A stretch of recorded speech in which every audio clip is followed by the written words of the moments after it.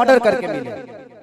हमारे पास अगर रोजी होती, हमारे पास काम होता, हमारे पास किसी का विश्वास होता, तो शायद आज हम भी बेकार नहीं होते, किसी फैक्ट्री में अपने ही जिला में, अपने ही गृह जिला में, अपने ही घर में काम करते।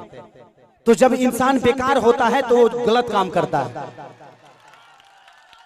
तो गलत काम तभी होता है जब इंसान फुर्सत में होला। एक गलत काम हो टाइम ना मिले, अच्छा बताओ तार गेहूं के दंवरी आई तो तू दूसरे के टिकोड़ा तुरे जीबो, तू अपन गेहूं दई बना। तो जब हमारे पास अपना वर्क होता, हमारे पास फैक्ट्रियां होती, तो आज हमारे भी घर की औरतें अपने पति के साथ रहती। ये अपने पति के लिए तरसती नहीं कि होली में आएंगे तो दीपावली में आएंगे। आज हम अपने बच्चों के साथ होली मनाते, दीपावली मनाते। हमें दीपावली मनाने के लिए किसी का परमिशन लेना पड़ता है, किसी से लेटर देना पड़ता है कि सर हमको जाना है अपने बीबी के पास, छठ आ गया है।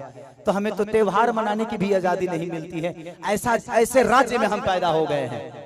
हमें ऐसे राज्य से नफरत नहीं है, लेकिन यहाँ के सिस्टम से मुझे नफरत है कि यहाँ के सिस्टम हमें कहीं का नहीं छोड़ा, कहीं ले ही नहीं गया।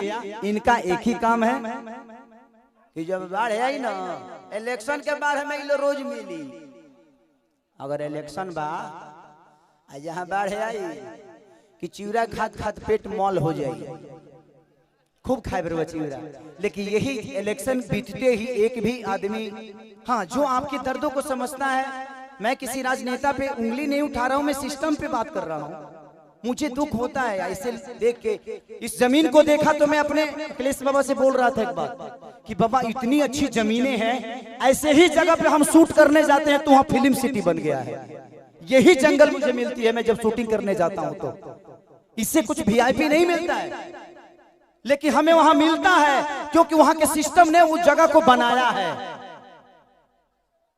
व्यवस्था तो हमनी के बनावे के पड़ी। साल अच्छा 5 साल में एक बार मौका मिला, वो करो में हमनी के फ्रूटी पे घा जाइले से कहां से व्यवस्था के दे दी। हमें अपने आप को बदलना पड़ेगा।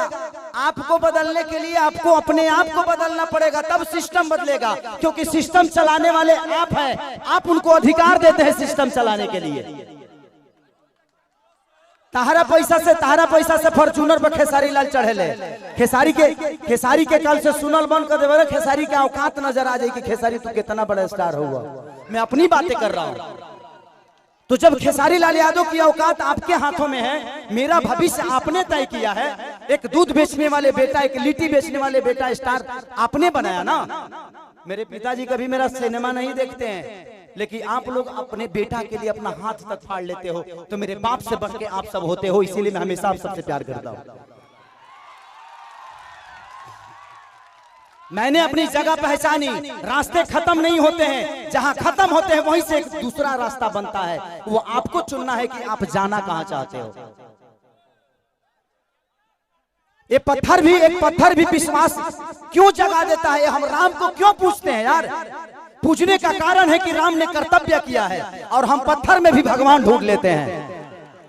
और हम इंसान होकर एक इंसान को नहीं बदल सकते। क्या हम अपने बच्चों का भविष्य तय नहीं कर सकते? पत्थर में विश्वास ढूंढ लेते हैं, लेकिन हम किसी नेता में अपना भविष्य नहीं ढूंढ पाते हैं, क्योंकि हम फ्रूटी पे बिकते हैं। हमें फ्रूटी छोड़ना होगा। 5 साल बाद मौका होता ऐसा काम कर दो कि आदमी लोग बन जाओ, अपने आप समझ में आ जाए कि नेतागिरी का होला। हर आदमी के लिए बात करता हूं। मैं देखा तो मुझे दुख हुआ कि इतने सारे जमीन के बावजूद, मैं किसी सरकार पे उंगली नहीं उठा रहा हूं, लेकिन मैं बातें बोलता हूं कि अगर मेरी बातें यूट्यूब के माध्यम से कहीं ना कहीं तो चलिए जाए, हम जाना था नहीं। लेकिन मैं यही कहना चाहता हूं सरकार से कि यहाँ 5000 एकड़ जमीन है, 100 एकड़ में एक फिल्म सिटी बना दो यार, कि मैं अपने भाइयों के साथ यहाँ शूटिंग करने आऊं। अगर मुझे लगता है ना, अगर यहाँ पे फिल्म सिटी 100 एकड़ में बन गया तो बिहार की सबसे खूबसूरत ये जगह होगी। ये मेरा दावा है, ये मैं जानता हूं। और पूरी दुनिया यहाँ पे आएगी शूटिंग करने, चाहे वो सलमान खान हो, अमिताभ बच्चन हो, या अक्षय कुमार हो। खेसरिया के तक घर है तो झड़ो फिरे खाती चले। हमार तो बतिया हटा दे, हम तो घर के बेटा हैं। ये जमीन के उपजल एगो अनाज है। लेकिन दुख होता है, हमके बड़ा दुख लगल है। चाचा नहीं हता, ये जगह देख के दुख ना लगल है, इतना सुंदर जगह बावे ओकरा